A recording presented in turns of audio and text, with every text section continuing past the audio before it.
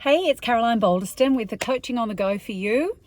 Now, if you're an agent who's in a market where the stock levels at the moment are still pretty tight, and you might be coming across the situation where many of your prospective vendors actually need to buy first. So they're the buy first, then sell, or what I call a double A buyer.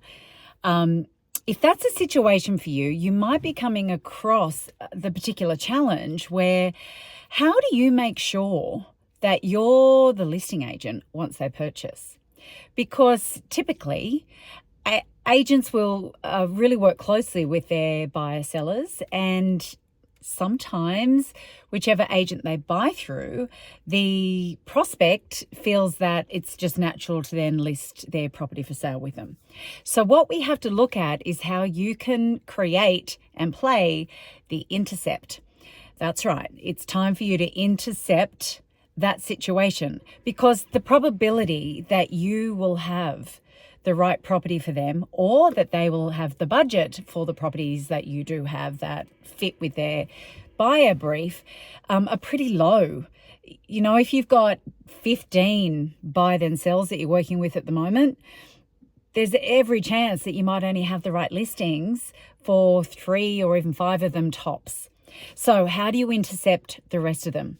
Well, it's about your buyer process. Now, firstly, it's about identifying these people, like really being clear on who they are, and then setting up with them that you will stay really close to them, that over the coming weeks, you will check in every single week to ensure that you are up to date with where they're up to.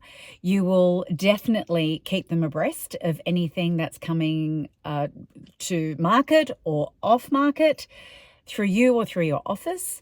And then we also need to layer in the piece around, and then if the chances are that you do purchase something through another agency, of course, at that time, I can also help you with the sale. So I'd love to keep in touch with you each week and just see if I can help you navigate the buy-sell process.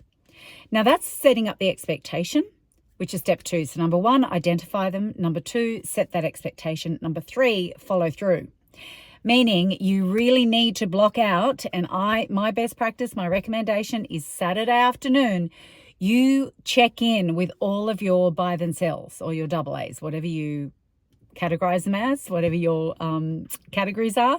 So check in with them Saturday afternoons. It makes sense, because if you know they're bidding at auction on a Saturday, if you wait till Monday, it's too late. They've possibly signed up with the agent they bought through Saturday afternoon. However, if you've kept close to them over the previous 3, 4, 5 weeks, and then you know that they're bidding, and then you wish them luck in the morning and you say, hey, I'll give you a call at 4, see how you go and see what the next steps are.